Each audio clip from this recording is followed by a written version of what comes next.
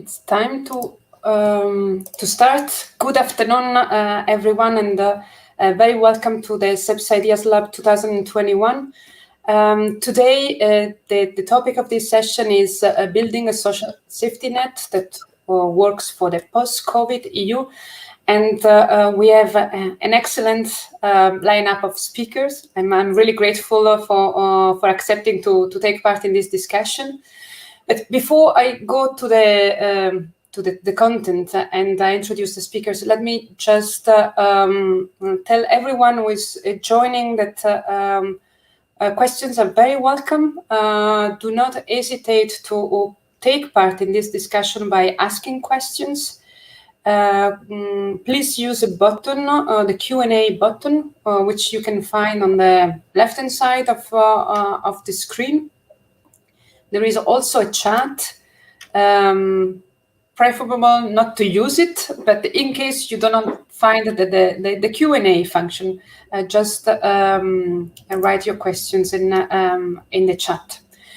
Let me also say that this session on the future of the welfare state has been inspired by a project, an Horizon 2020 project, of which CEPS, together with the University of Amsterdam, the University of Milan, and 5 other partners, is working on. The project is called EUSOCIALCIT and is focusing on the concept of in general, on EU social rights and developing a new concept of social rights. Hopefully, we will have the opportunity to discuss with you later some of the key elements of this project. But let me now move to the heart of the question. When we thought of this session, what we had in mind, I mean, the premises of this session was really to say that COVID is really being a big hit, both on the economy, on society, and also on welfare states. I mean, if you think that governments had to intervene with ad hoc budgetary measures in order to support individuals and try to mitigate the impact of COVID, is really a signal of the size of the crisis, but also the fact that the social systems, welfare systems at national level were not able actually to respond to the crisis. The other premise is actually that there is something more than this.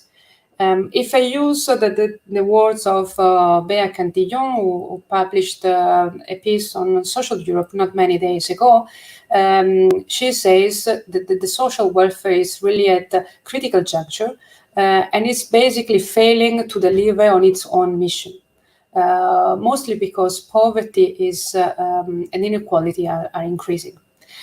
So these are really the 2 main elements. So the crisis, COVID, but also all the trends which are more longer term, which are combining together and which are behind this question. Now, my general questions to you is, do you agree, or maybe it's too pessimistic, my premises? And to what extent and what is needed to be done in order to address this issue, both at the level of states, national states, but also at the EU level? In order to answer these very broad questions, let me go step by step and try to break down the issue with more specific questions, which I would like to address to this excellent panel of speakers. And I would like to start with the Commissioner. Commissioner Nicolas Schmit is a Commissioner for Jobs and Social Rights. Commissioner has also long experience as a minister, so he's actually very well placed to know what are the challenges, the opportunities, and the constraints both at national level and the EU level. And I would like actually to make a link with the state of the current debate and recent event, and in particular the EU Social Summit of Porto. So, Commissioner, I would like you to share with us what is your reading of the statement that came out from Porto and how it links with the priorities of the Commission. Floor is yours. Thank you very much. So I must say I welcome very much this conference, and I'm very grateful to be invited here and to not just to have the opportunity to address you, but also to listen to you. So I think this is also a very timely debate, because in a way the COVID crisis has put under light a certain number of new issues we finally had a bit forgotten. I have experienced, like all of us, for a relatively long period, a debate on the crisis of the welfare state. This has partly been an ideological debate, those considering that the welfare state was finally a burden on the economy and that you should find other ways to take care of people. It has been also the result of big changes in our economy, being globalization, being a technological change, just to mention that. And finally, the budgetary constraints have certainly also been one element which has contributed to redesign welfare states, and especially to cut sometimes also expenditures. Now, the COVID crisis has brought a new light on that, because suddenly we discovered that some of us may have known before, that without a strong welfare state, you cannot finally, in such a crisis, nobody obviously had foreseen, you cannot have a good economy. Your economy is under heavy stress, under heavy strain, and that therefore you need finally a strong welfare state. And to connect that with finally what is happening, and also the Porto Declaration, well, the first reaction when the crisis started, and there was a threat that millions of people would lose their jobs, because that happened, by the way, in the US. Millions of people would lose their jobs. The first reaction was to set up a system which was finally a job-protecting system, short-time work, keeping people in the jobs and paying them for doing, in a way, nothing, or in the best case, for being skilled and reskilled. So this is one element where finally, in a very short period, some member states had this system, but then this was overtaken by nearly every member state to react in a sense that the state had to do something. Otherwise, anyway, we should have millions of people out of work, and then anyway, also we should have paid benefits to these people out of the job. So that's the one element to show how suddenly the social protection became a very important issue. Now, in a broader sense now, we know that we have faced the pandemic. We have seen the weaknesses in our systems, especially also in the health systems, because, well, the discourse was health is a business like any other. So you have to look after profitability. You have to cut wherever you can cut. You have to reduce hospital beds, and you have to especially reduce the number of people working in the health system and increase their productivity. Well, to bring it a bit in a simplistic way. Now, we have seen that this was a risky business once you are facing a crisis like the one we had. So here, investing in health is a central element. And here, I think also that there is now a change of approach, also at the European level, at the level of the Commission, to say, well, you have to keep your health system afloat. You have to have modernizing them. You have to have certainly the element of curative, but also preventive. So we discover how important health is also, by the way, for a strong economy, because unhealthy people cannot be good and productive workers. So I think this is also an awareness how a modern welfare state has to invest in social services like health. Well, the third one I would like to mention, which is also very much linked to what we are doing at the Commission, is labor market at large.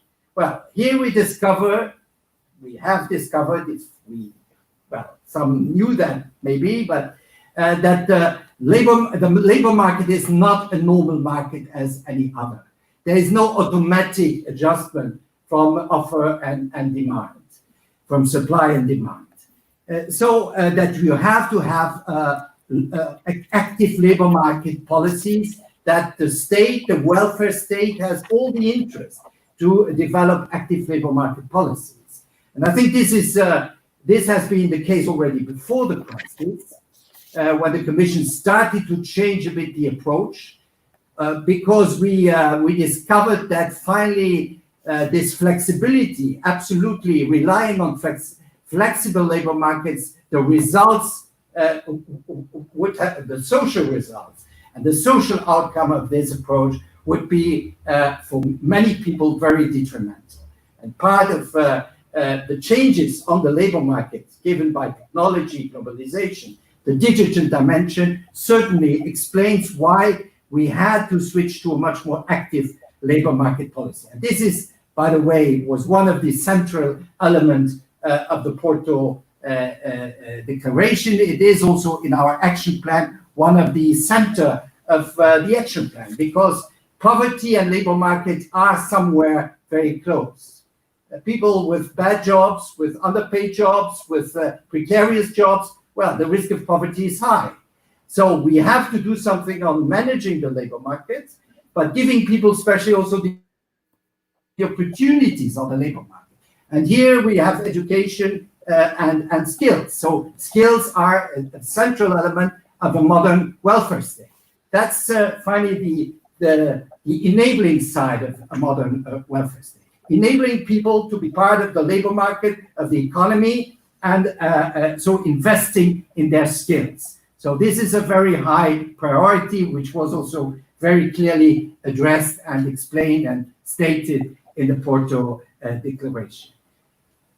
My last point is poverty.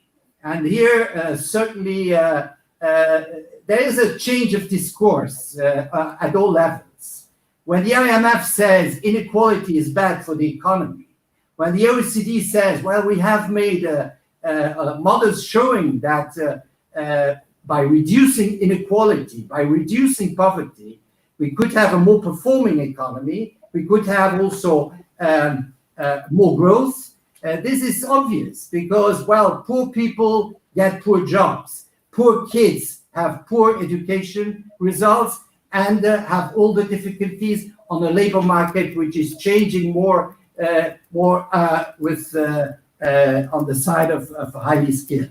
So I think this is why also investing in children, investing in education, but especially also trying to reduce child poverty is finally a very important role of a more active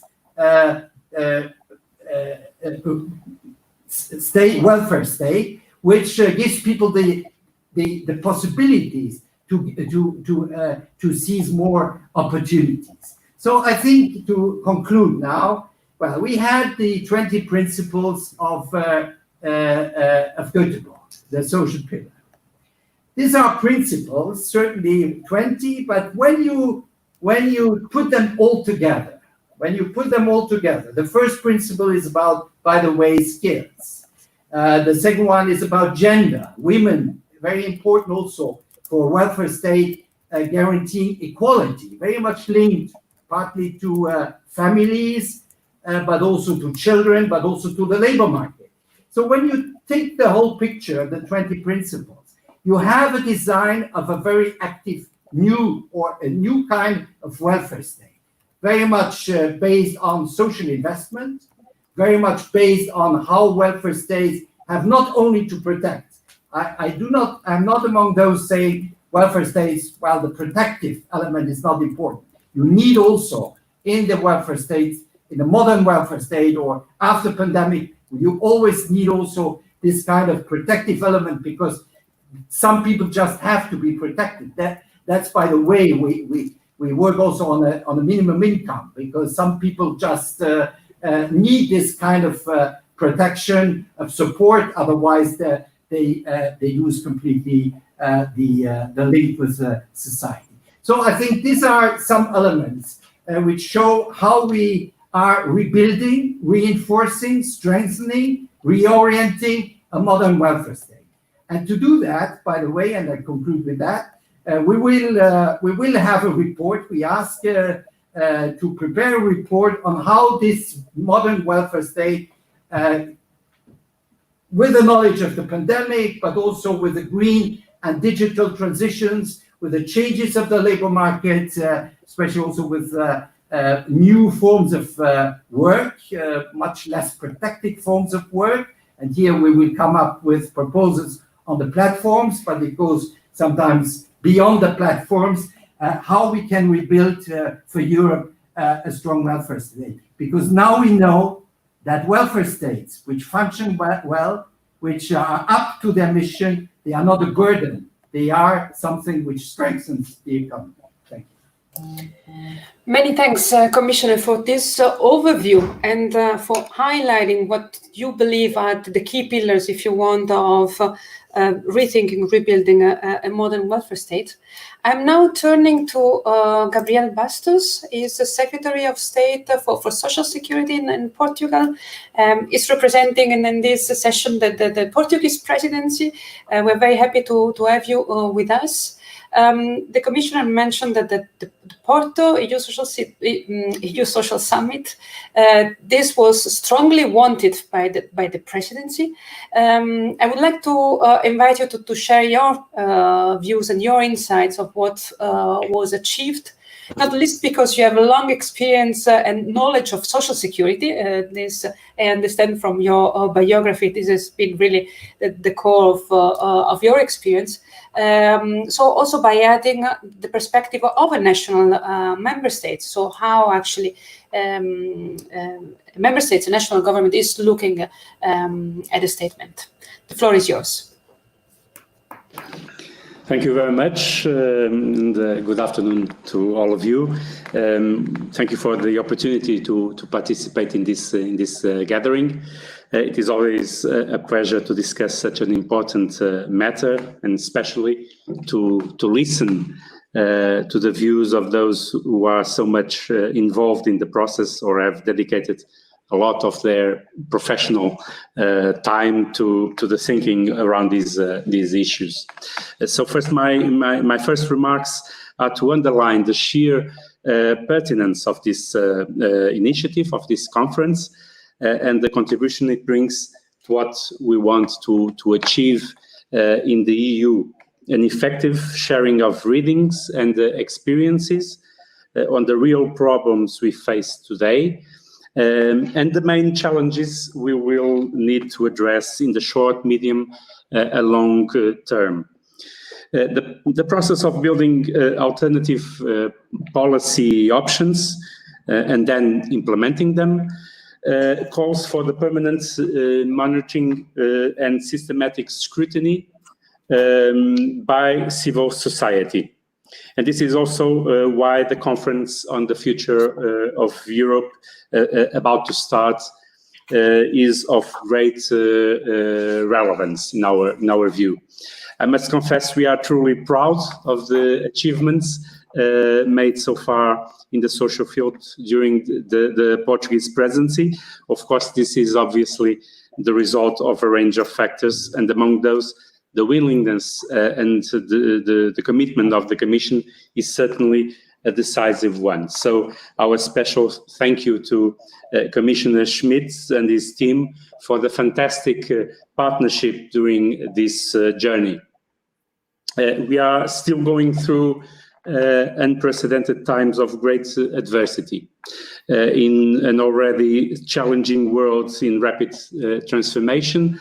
We must cope with a pandemic that adds extra questionings. This makes our job even harder.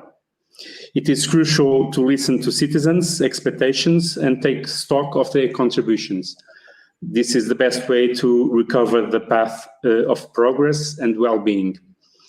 The European Pillar of Social Rights and its action plan are fundamental to push this agenda forward, making sure that social Europe goes hand in hand with an economic, strong performing Europe. These are, in fact, two sides of the same coin, as Commissioner Schmit also mentioned. The pandemic directly affected our ways of life and the main structuring institutions of societies and their fragile balances: health systems, labor relations, education, care for the most vulnerable, among others. So the devastating and possibly not yet fully known social and economic consequences are evident, and in the post-emergency period, they are also our greatest immediate concern. The EU was able to show its cohesion through a fast, coordinated, strong and decisive response to the emergency. A set of successful crisis response policies and instruments was launched, complementing member states' responses with the specific objectives of saving lives, of course, but also maintaining jobs and supporting workers, families and businesses. We believe that this year, 2021, will be a turning point on the way out of the COVID crisis. For the recovery, the launch of European initiatives to provide a broad strategic response to the crisis and to address its impact will remain essential.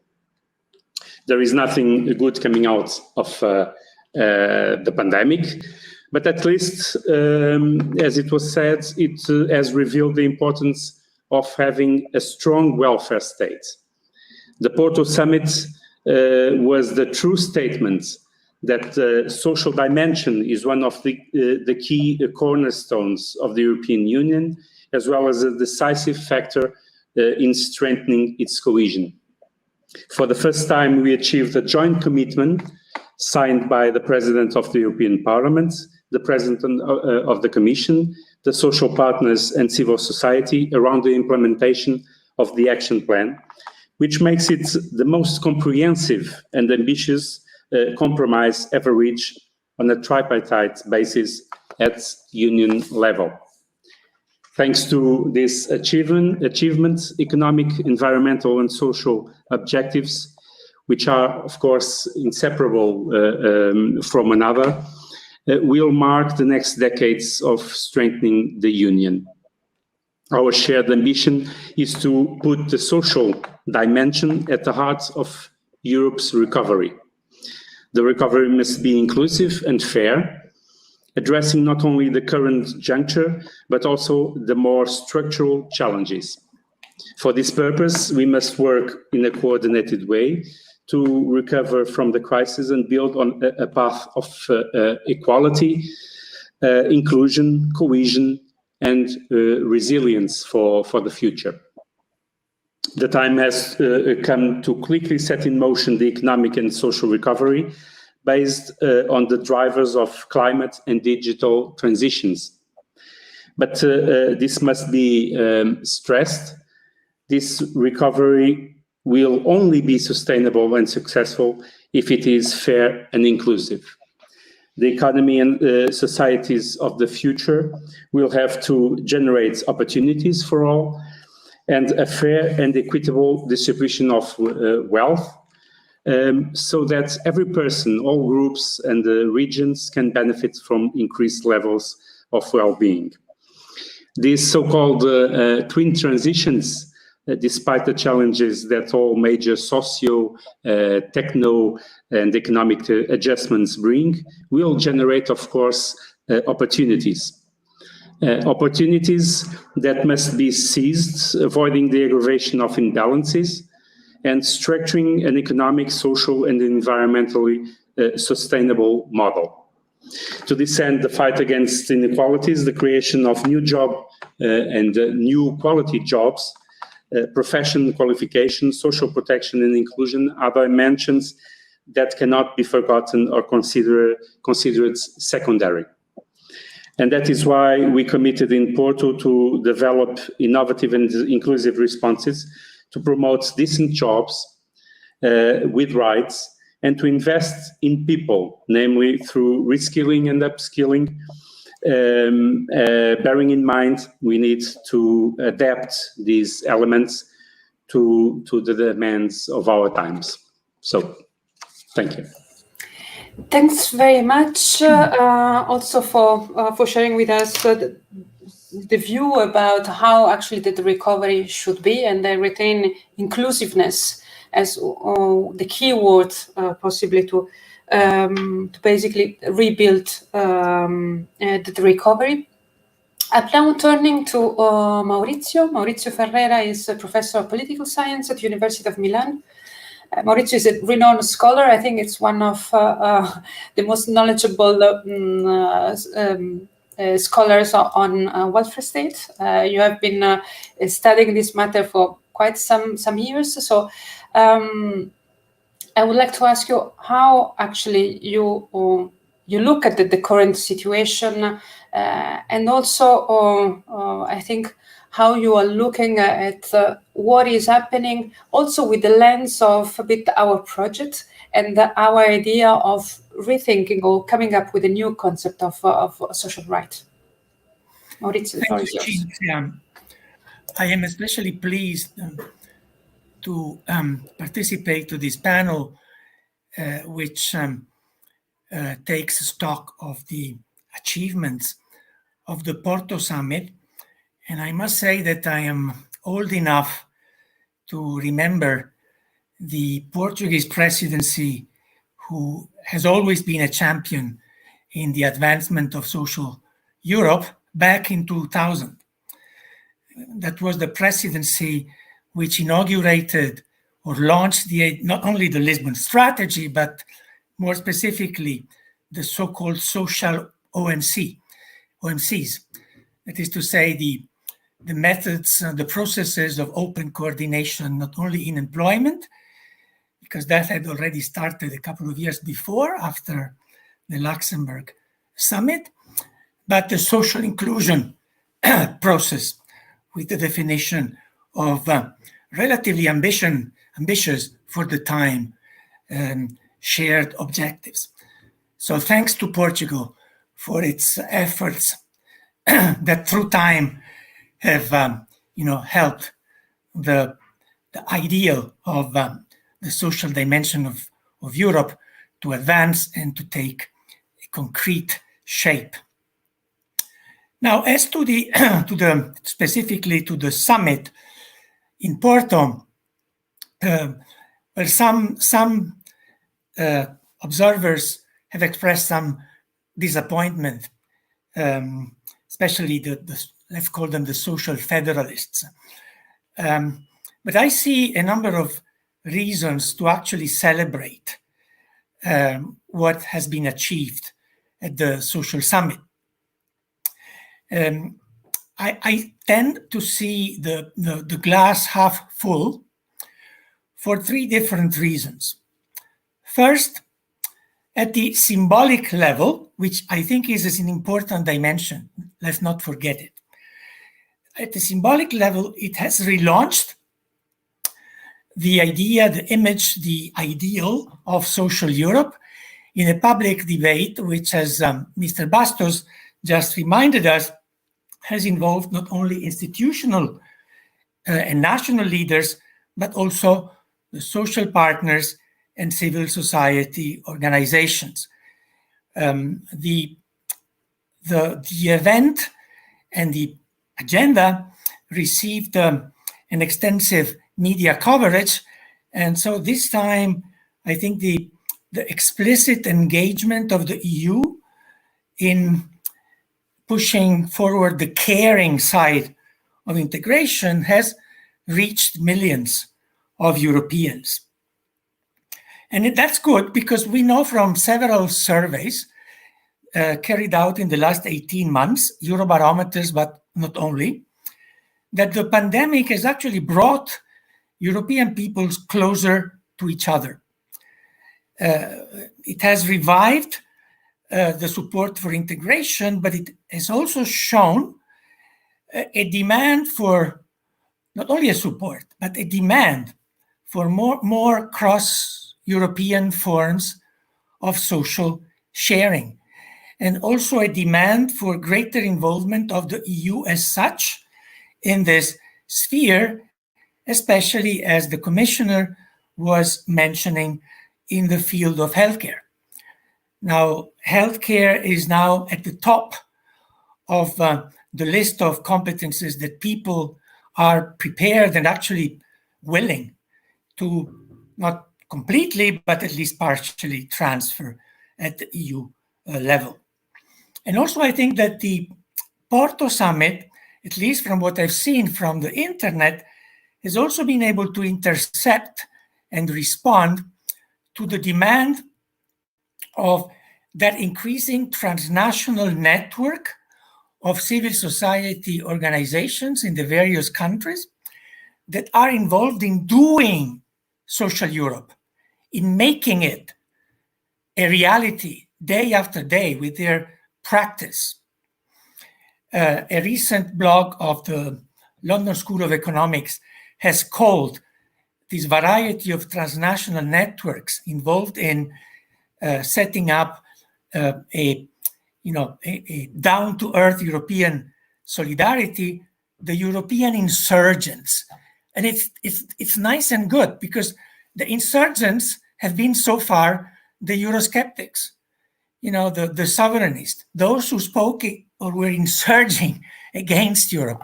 While it is good now to know that we have some people, in this case, civil society organizations, insurging for Europe, standing up for Europe. And I think that this is an important signal that should be, for example, exploited and taken advantage of by the Commission, for example. Now, the second reason is more political. And I think that the summit has kind of sealed the social turn of the integration process, which had timidly started back in 2017 with the process that led to the proclamation of the European pillar. And that has accelerated during the pandemic. Now, this social turn is perceived differently by the member states. As we know, prior to the summit, 11 member states, which I would call the brakemen of social Europe, presented a non-paper in which they reminded the Commission that the EU has only limited competences in social affairs, and that therefore its ambitions should not be too high. But to some extent, this was good, because other member states have reacted by manifesting quite clearly their strong support for the social action plan and for the social Europe agenda, making quite ambitious proposals. And I would call these member states the accelerators of social Europe. I'm thinking of the non-papers that Belgium and Spain, for example, submitted. I'm thinking of the speech made by Emmanuel Macron, who seemed to have taken from Angela Merkel the relay of the social innovator. He has announced that the French presidency next year will actually try to push forward the social agenda, for example, as far as the directive on minimum income on minimum wages is concerned. Sanchez and Draghi also made very ambitious speeches at the summit. They reminded that the implementation of the pillar will require a favorable fiscal and budgetary framework, implicitly mentioning that this will have to be taken into account when the Stability and Growth Pact will be revised. And the Italian Prime Minister made a concrete proposal that of turning SURE into a permanent scheme as a first step towards the establishment of a fully fledged European unemployment insurance that Italy put on the European agenda as early as in 2015.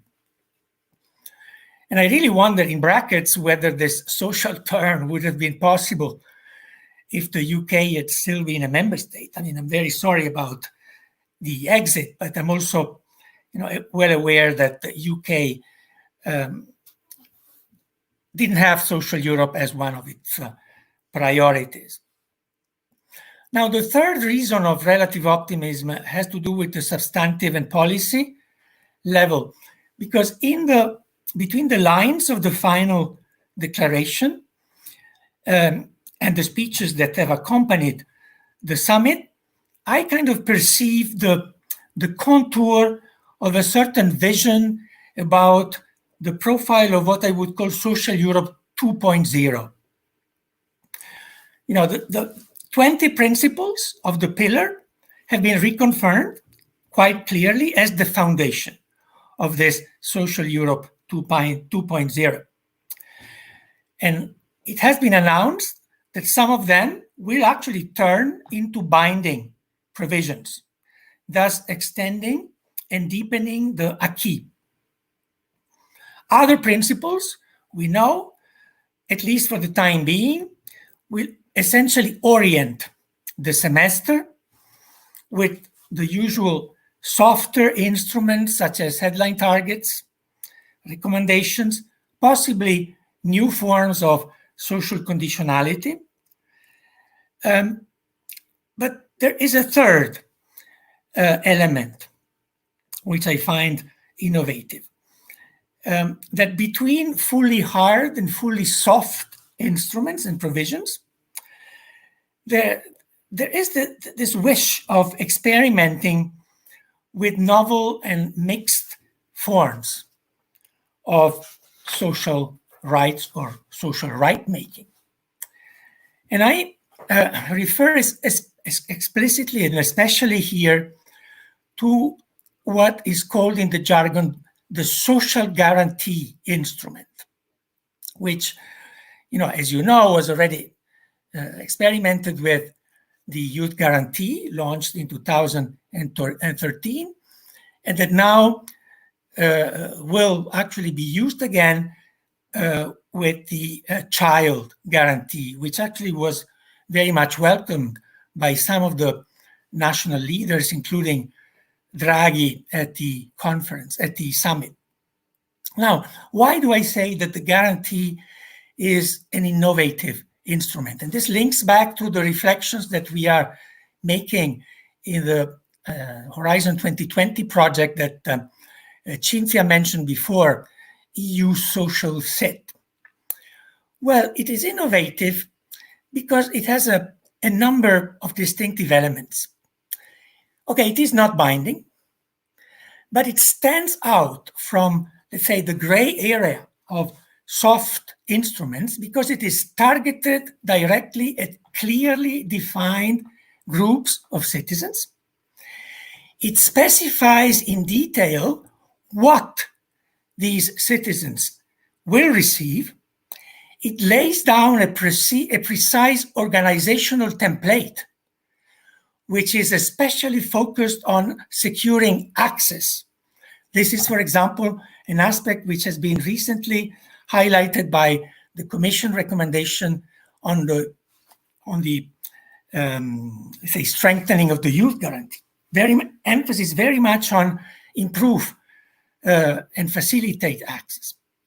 And finally, member states are de facto under an obligation of implementing the guarantee template if they want to receive financial resources.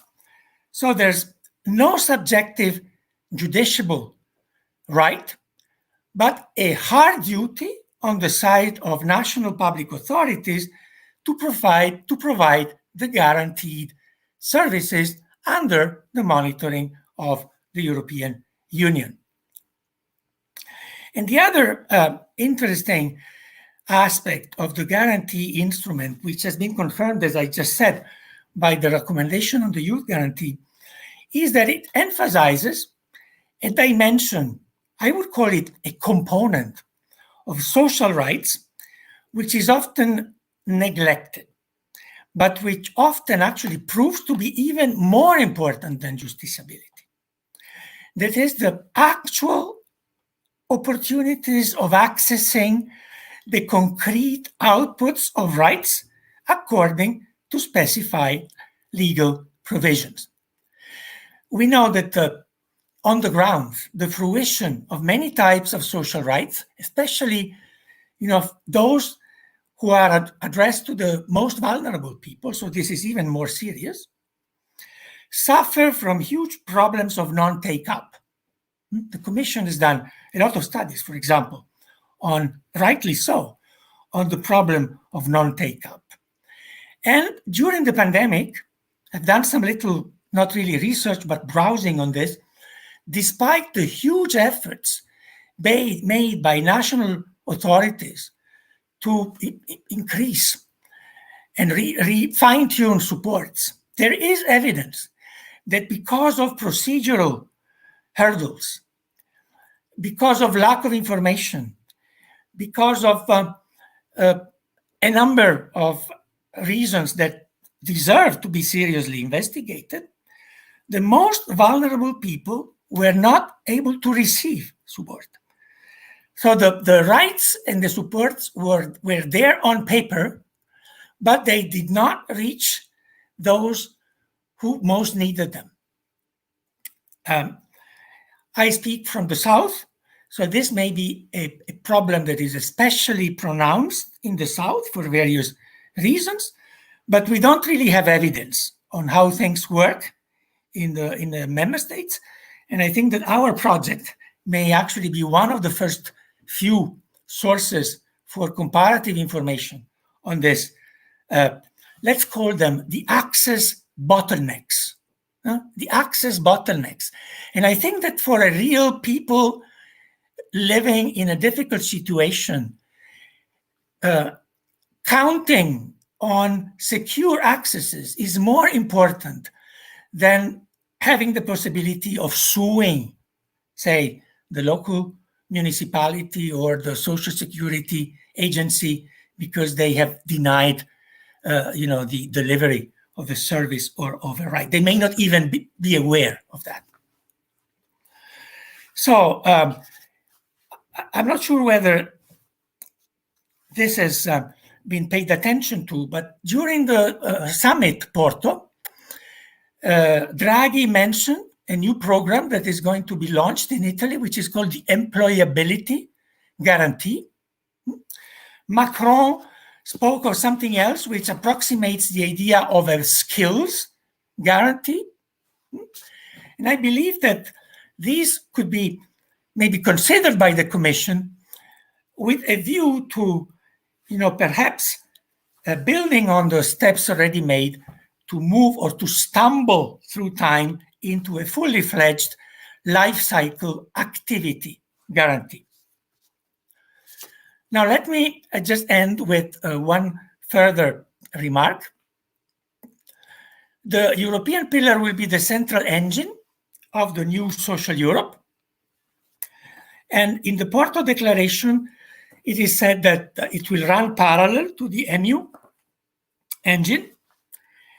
And just as the Porto Declaration has committed the pillar to contribute also to Europe's global competitiveness, so the usual link, which is fine, between social Europe and Europe's economy, I think that it is high time that the EMU must be recommitted itself to the symmetric objective of contributing to solidarity and more generally to unity, keeping the EU polity together, especially during economic and financial shocks.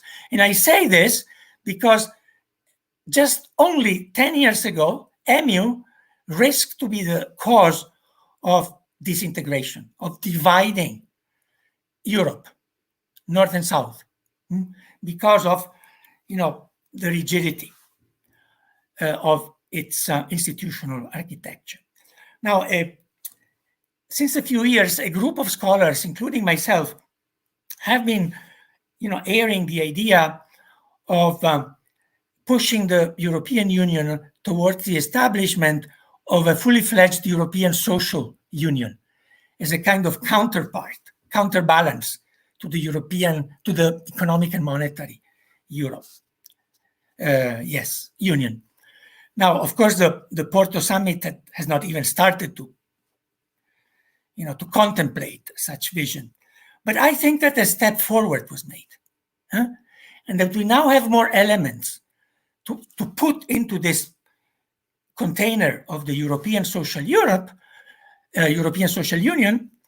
And we have now another opportunity, which was launched the day after the Porto summit, the Conference on the Future of Europe. And I think that might be, another channel through which all of us who want to stand up for social Europe and the European Social Union, more specifically, can exploit to further and promote their proposal and their ideal. Thank you. Many thanks, Maurizio, for this critical reading of the Porto social commitment, and also for sharing some recommendations on the way forward. I also pick up one of the points you made, the one on SURE, just to make a little advertisement. So just a few days ago, with a colleague of mine, Francesco Corti, we wrote a piece on the reasons why SURE should become a permanent tool in the toolkit of the European Commission. We actually wrote this already 1 year ago, in June 2020, I think 1 year after SURE was started, and now we have the data, and we know that basically 95% of the 100 billion that which was put on the table has been basically allocated, if not dispersed. It's a signal, it's an evidence that actually this is a way forward. I'm now turning to Maarten Keune. Is Professor of Social Security and Labour Relations at the University of Amsterdam. Maarten, I would like to move a bit to EU policies concerning more the employment and the labour market. We mentioned SURE. I would look at it as an indirect way in which Europe protects EU citizens. I would like to ask you whether you agree, whether you think there are already other examples of this kind of tools, and whether you see this as the trend in which the European Union can provide, can shape the social safety net, or rather there are other trends. Maarten, the floor is yours.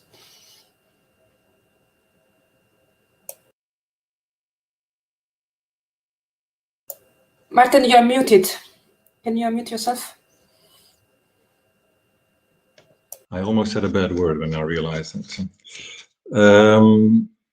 Good question, Cinzia. Hard to answer, but I'll try.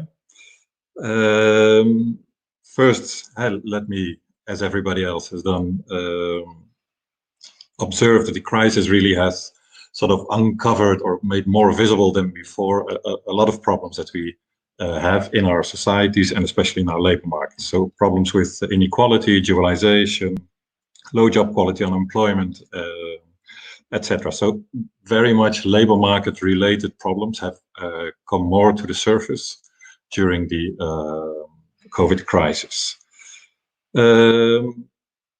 I think to the surprise of many, we've seen incredibly innovative answers, no? From the side of national governments, local governments. We've seen enormous amounts of money also spent on these innovative answers. And the EU has played a really important role in there. So as Maurizio indicated, there was already a social turn some years ago. And I think during the COVID crisis, I think the EU has really taken up a leadership role to strengthen the social part of policy and underline the importance of social policy. And we've seen really new things that have really surprised people like myself, for example. So more solidarity between member states, more, let's say, sensitivity to the interconnectedness of the fate of the member states, of the success and failures of the various member states. I think through SURE we've seen a first time in history that the EU has started to support national social security systems.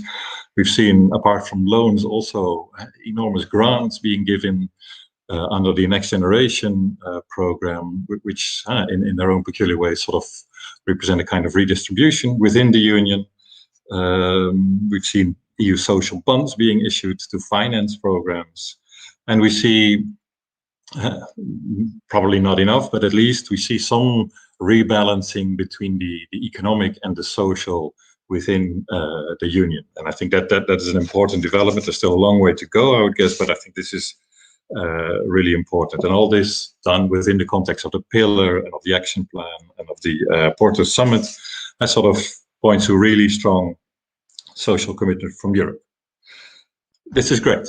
It's also a time in which we can sort of shed off some of these orthodox ideological fetters, I guess, and look a little bit anew to the present and the future.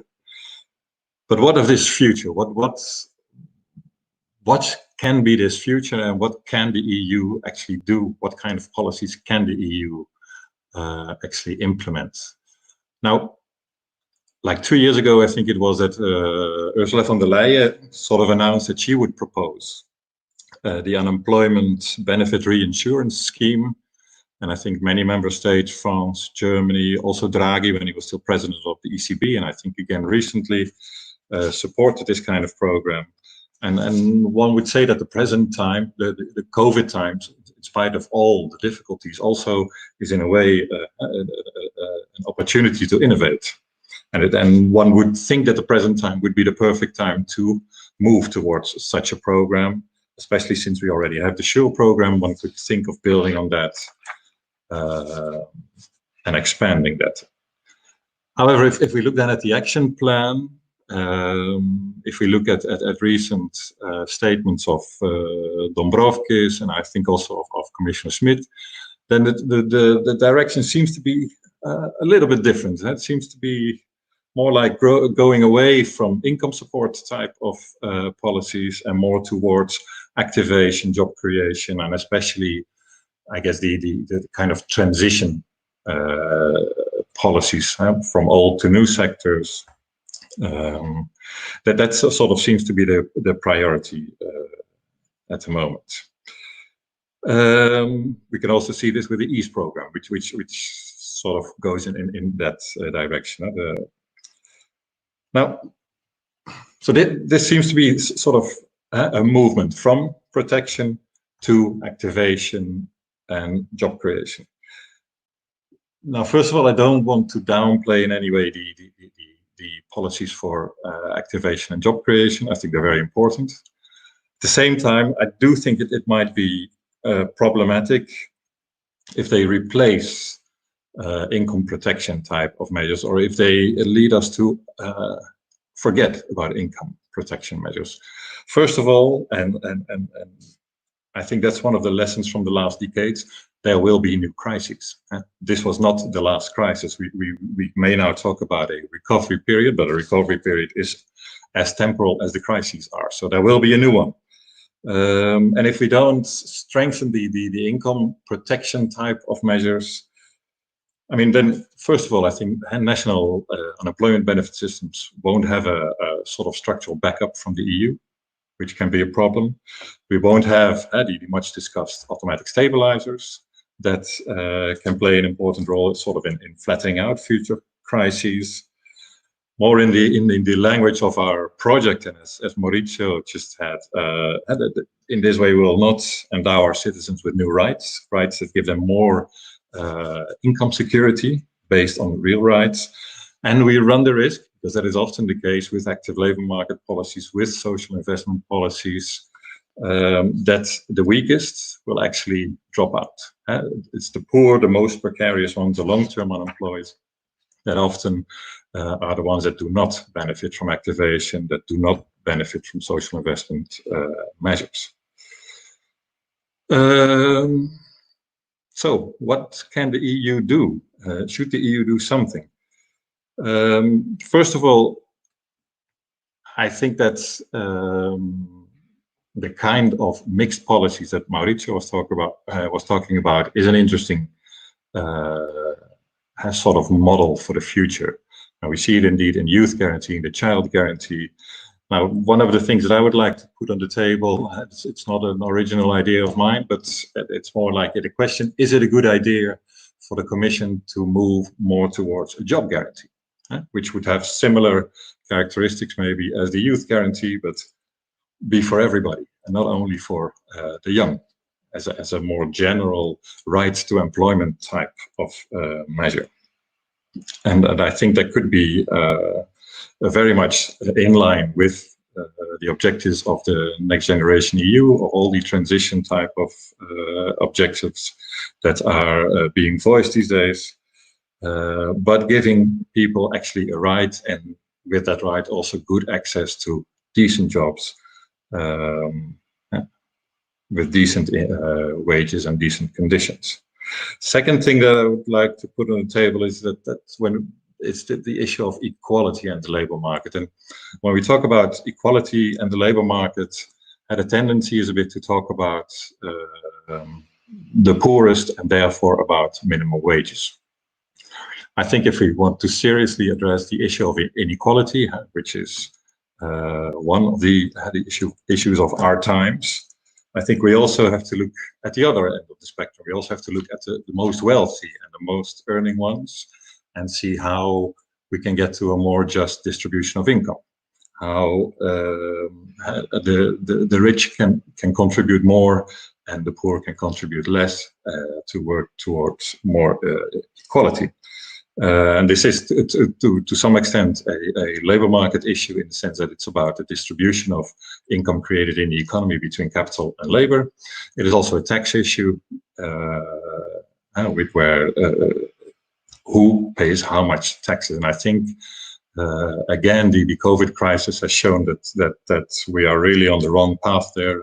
Income inequality has skyrocketed during the pandemic. And especially the rich have become really very much richer, and the poor poorer. So and I would wish that the Commission would look at this from both sides of the inequality spectrum. I think for now that's enough, Cinzia. Thanks. Many thanks, Maarten, for highlighting these new ideas. And actually, you mentioned the issue of income support, but also poverty. This actually make the transition towards Anna quite easy. So Anna comes from the European Anti-Poverty Network. So I think in the discussion we are having, it's very important to hear the voice of those who are looking at these issue every day. And I would like to ask you, what is your understanding of the situation now after COVID in terms of poverty, but also one aspect, one element that was put on the table several times in this first round of discussion is income protection, and in particular minimum income schemes. So to what extent these schemes, which are now being discussed, are appropriate to address actually the poverty issues. Anna, the floor is yours. Yes, thank you, Cinzia. I see you have left the European insurgents for the last as a representative of transnational NGO. Yes, we have actually done a study last July, on the impact of COVID, and also touched upon the impact of minimum income schemes and looked at welfare systems before and after COVID. So that was our resource for this assessment. we have found and we have seen that welfare systems were already inadequate. This is clearly shown by 1 in 5 in the richest regions of the world being in poverty. This is already before COVID, unacceptably high. So for EAPN, the crisis has exposed the fault lines and the decline of the welfare states, which were already weakened from the austerity of the previous crisis. And we have also seen that COVID has hit the poorest and the most vulnerable the hardest. We have seen severe material deprivation rising. It's evidenced by long queues in front of the food banks. We have seen the inequalities further deepened due to loss of new costs, loss of services, and we have seen people experiencing poverty and vulnerable groups particularly impacted. We have also seen that poverty is a key social determinant regarding access to affordable healthcare, which during a time of global pandemic, not so good news. There is also a connection between health conditions that make someone particularly vulnerable to COVID being connected to low income and other dimensions of social exclusion. Again, not good news. So we have also seen the vulnerability of atypical and precarious workers. We have seen them fall outside of the support measures, and we have also seen that the job profiles we consider the most essential during a global pandemic are the workers that we pay the most poorly or among the most poorly. So clear problem there. We have seen the gaps in social protection very clearly during this crisis. We have also seen some very good measures from member states and the EU who reacted with support measures, clearly a change from the 2008 crisis and the ruling paradigm there, and they are very welcome. But in many cases, they are very piecemeal and very small compared to needs when we consider that the social protection systems were already underfunded before COVID. So putting band-aids on surgical wounds is not the best effort. So we see that social protection systems, and including the minimum income schemes that all member states have at some shape or form, fail to protect people from poverty, and many are left without an income. So verdict about the welfare states in COVID, despite the welcome temporary measures, not so well performing. Many are left without income, and we also don't know the full extent of COVID. It's not over yet. It's ongoing. The impact will be felt for several years, until the next crisis at least. So what can we do? You may know that EAPN is a membership-based organization, and our members come from many different EU countries and non-EU countries. We prepare, for example, National Poverty Watch reports, and so the 2020 National Poverty Watch reports already point to gaps in ensuring basic social and economic rights to a decent income, quality jobs, services, and social protection for all. There are clear flags. Often, being an NGO that works with membership, we are the canaries in the coal mine, we like to say, because we flag these social trends before the statistics come out to underpin the issues. So I would point to these reports as well as to our COVID report. So I would like to concentrate on the decent income aspect and the role of the EU in this regard. First of all, EAPN very much supports the Commission in its efforts. I think it's the most social Commission we had so far. Hopefully it's a trend that will continue. More specifically, Commissioner Schmit, not just because he's on the panel, and also DG Employment in their efforts at this social progress. We welcome the action plan on the EPSR and the manifold initiatives it contains to help decrease poverty, social exclusion, more specifically the headline target. However,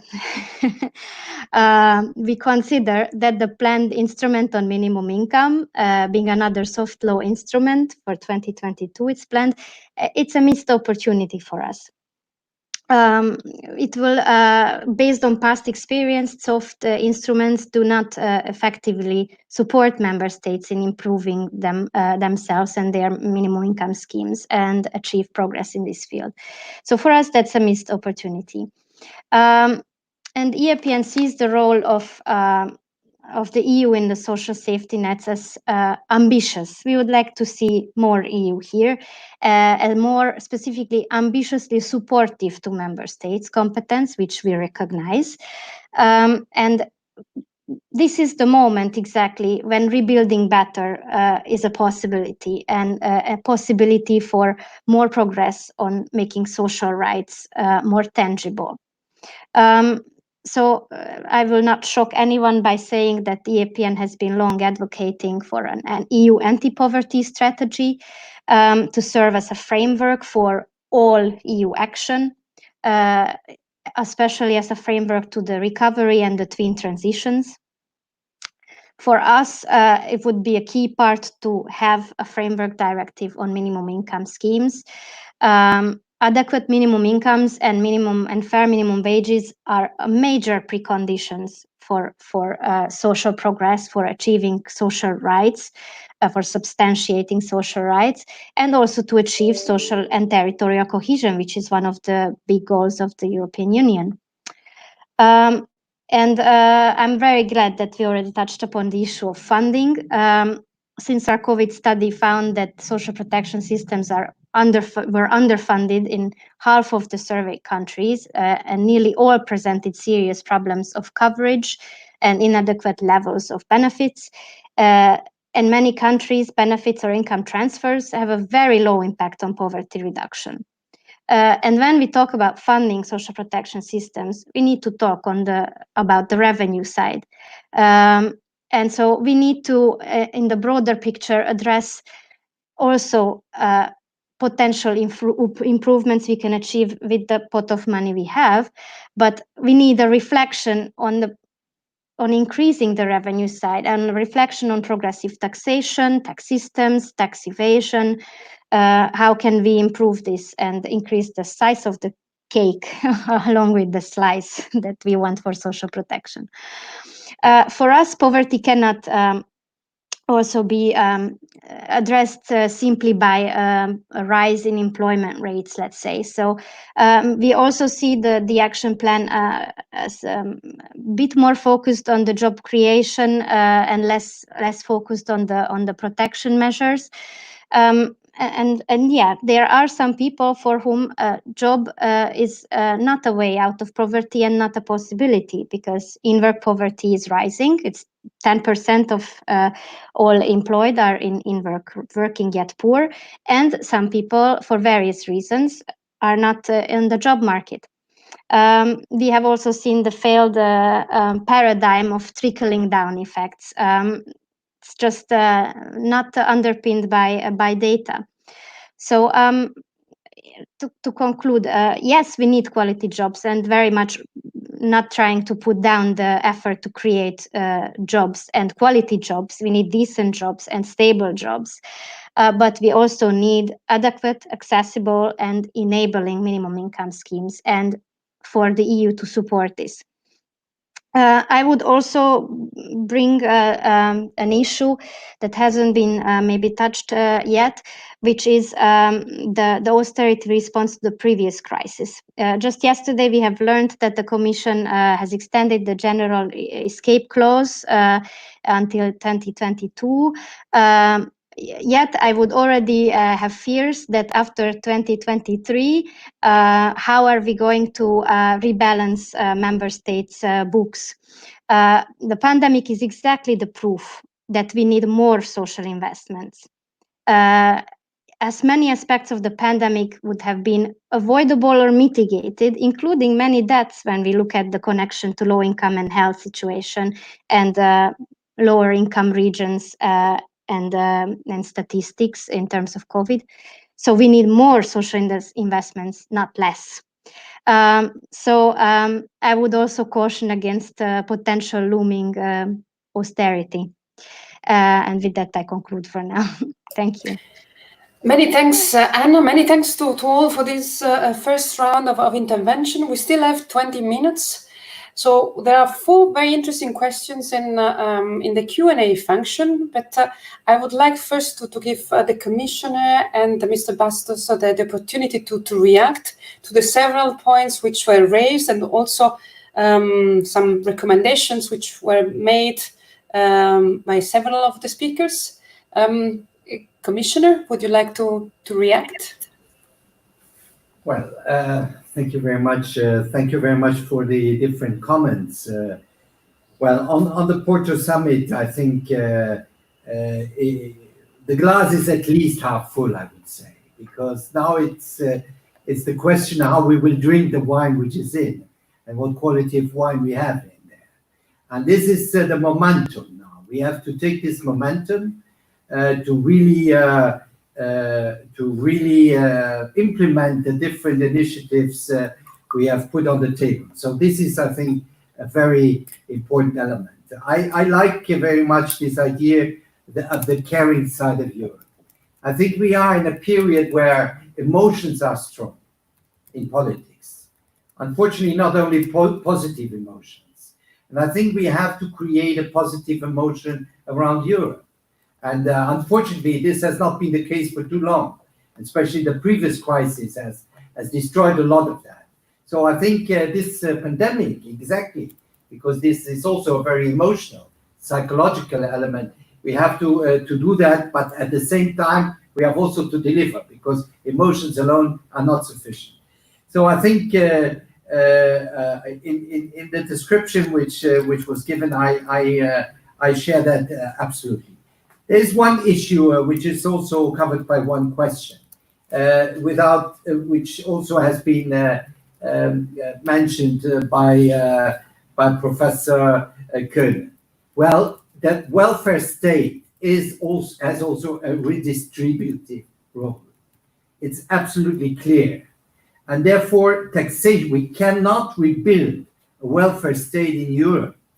And not just in Europe, we see debates going on the other side of the Atlantic, quite the same. We cannot rebuild this without the redistributive role of welfare state, which means taxation. So there is a big issue of taxation, and this has been said also by Krózser. Well, we have gone through a period where people thought lower the taxes on the very wealthy, and the poor will some way benefit. The trickling down theory, which has never worked, never. But well, people who preach that, they were not interested in the fact of if it worked or not. They just had a narrative around the fact that taxes had to be lowered. And I think there is now a debate starting on taxation. Taxation first on companies, and the big winners of the pandemic. That's absolutely important. And here I think a lot of relatively good news come from the US. And here I think the Europeans have to join in here. It is not acceptable that big companies having made billions of profits are not paying any tax or very low tax in comparison to small and medium-sized companies.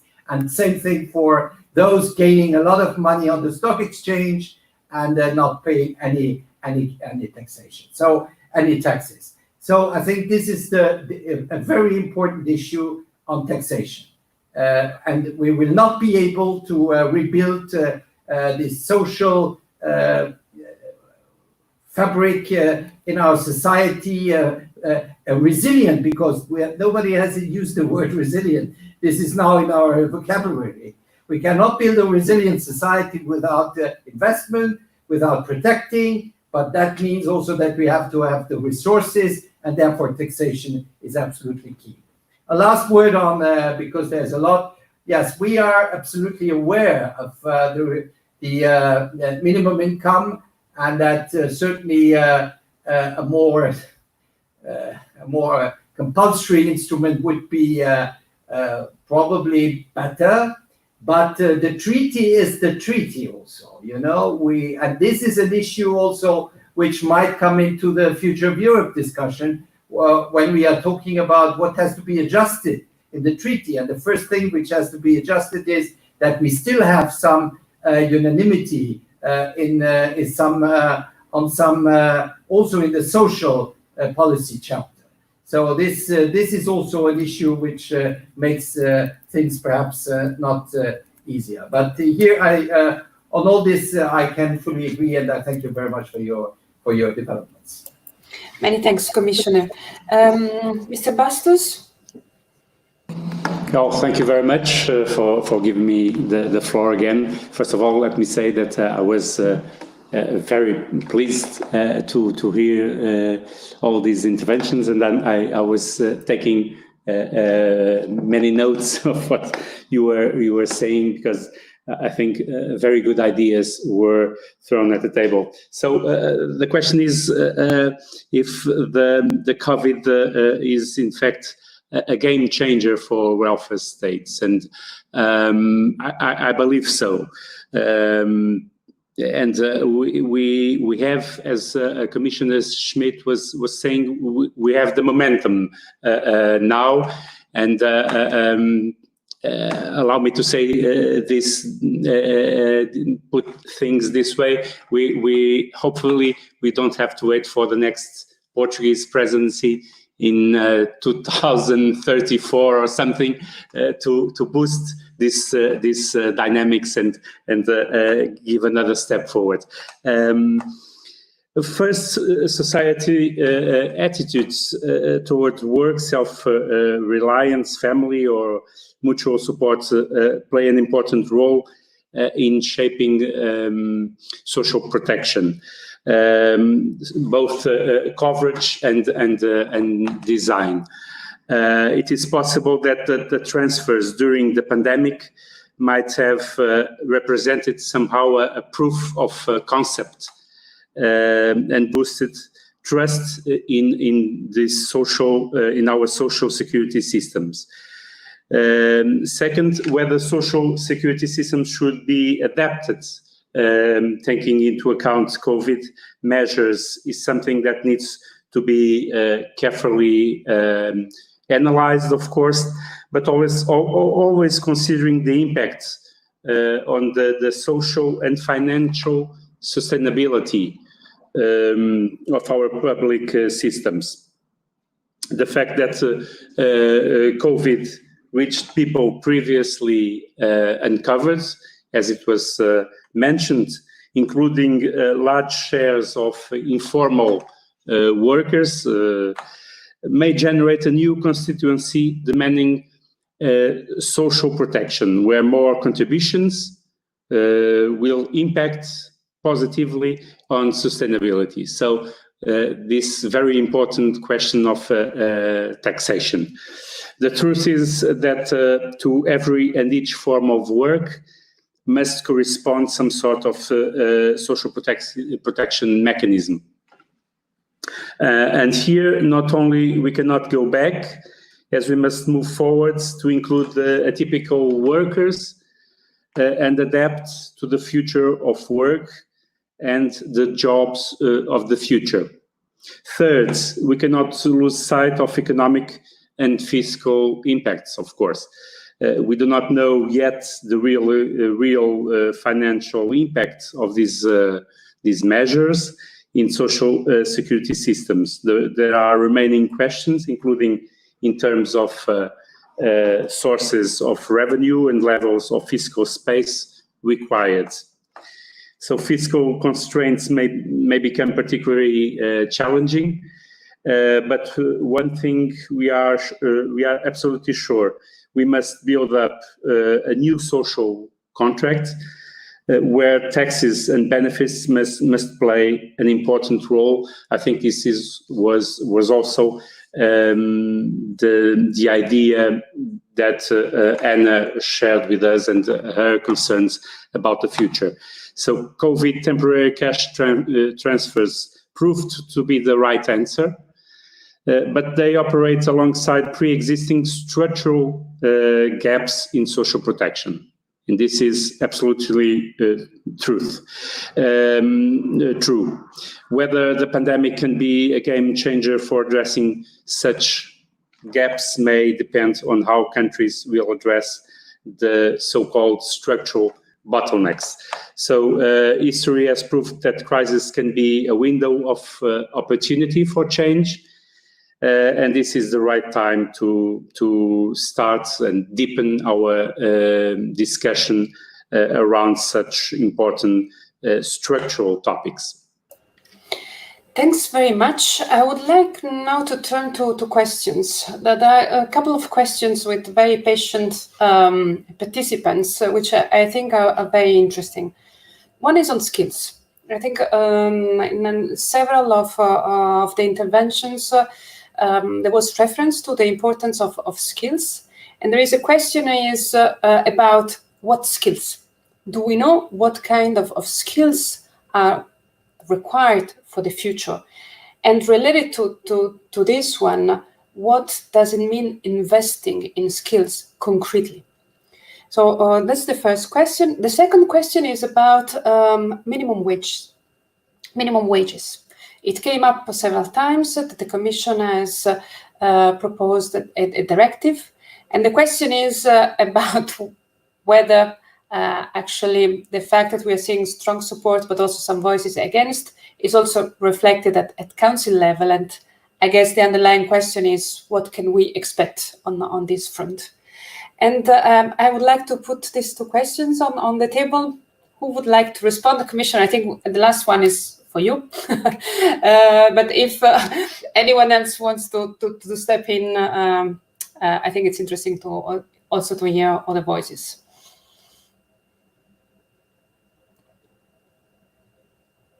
No one dares. Oh, please. I can say something about skills. And I would, there's no single answer. I think one has to differentiate between the different phases of the life cycle, because there are skills which must be matured prior to the first entry into the labor market, that you have to mature when you attend, school and higher education. And here the basic package is normally summarized in the metaphor or in the figure of a T. Along the vertical axis, there are basic literacy and numeracy skills, plus the core of the vertical dimension is an array of sectoral skills that you have to mature. And then the transversal bar has to do with critical thinking skills and with social interaction skills. These are, let's say, soft skills and there is no, handbook to actually develop them. You need to train the trainers. You need to train, teachers and professors, including us at the level of higher education, in learning how to promote and develop this kind of transversal things in the way in which we teach. For example, we are encouraged now to experiment with the so-called flipped classroom mode. We don't lecture, we don't, repeat what textbooks say, but we just discuss. We try to meiotically pull out of the students what they have learned. Then there is the problem of reskilling or upskilling people who have already entered in the labor market. And here one has to distinguish between in-work training. So you need to update the skills of workers that are already employed in a given company within a given sector. And that is, of course, you need the whole T, but maybe the emphasis is specifically on an updating of the functional skills that you may that may have become obsolete in respect of the advancement of the specific productive sector in which you work. And then there is the skilling or reskilling of the unemployed, of people who lose their jobs. And they have, it is documented that there, in many cases, there is a need to actually reinvesting into the basic general skills, because they may have even lost the basic numeracy and literacy competences, especially with the use of digital instruments. And there again, the transversal skills. So it's a complicated and variegated package, but there is a lot of research that is already available, and the investment lies especially in the fact that there is no ready-made package of instruments that you can deploy in order to perform this skill updating. There is a need to invest in finding instruments for developing skills and in training the trainers, as I said before, because self-reskilling doesn't really work. I mean, you can do something on a computer, digital courses, but the real progress is made when you interact with a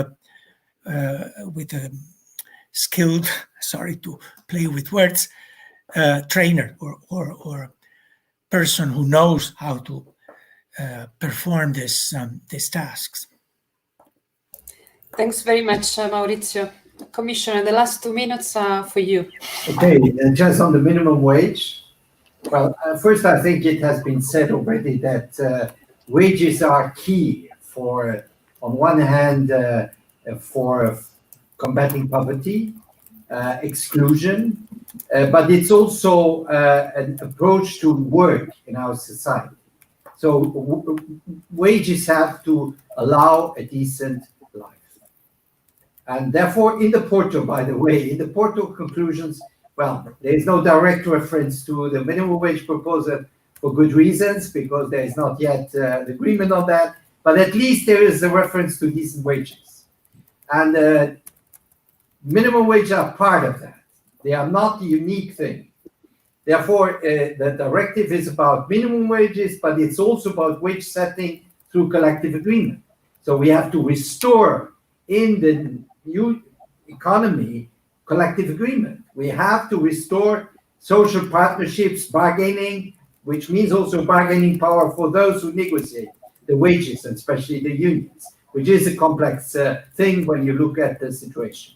Now, I think that certainly the contradictions which have been described, which exist in the parliament, exist also in the council. There are a few member states from the Nordic countries who fear, because they do not have statutory minimum wage, that we impose a system on them, which is absolutely not the case, because we have even explicitly excluded that, but they have some fears also linked to the European Court of Justice. But I think this proposal, this directive, is a very, very important proposal, because when we are talking about social convergence, we also have to include some upward wage convergence, because we have a lot of an immense gap in Europe between wages. It's up to from 1 to 7 on the level of minimum wages, and therefore I think it's an element of fairness. It's an element of fighting poverty, also reducing inequality, valuing work, especially also for some groups, among them women, because the majority of minimum wage earners are women. So there's a lot of elements in this minimum wage proposal, and therefore we will fight hard to get this proposal adopted. Thanks very much. We have now reached the end of this event. I'm I will not even try to summarize all the different ideas which have been put on the table, but I really take it hopefully as an exchange. I think it was for us the opportunity to bring some ideas on the table, both for the presidency and for the commission, and for us, very important actually to hear what are the priorities and what is the direction. So I'm glad in this sense. This 1 hour and a half, it was very rich. I would like to thank you all, and also all the participants, and I wish you a nice continuation. Bye-bye. Thanks. Thank you. Bye. Bye-bye.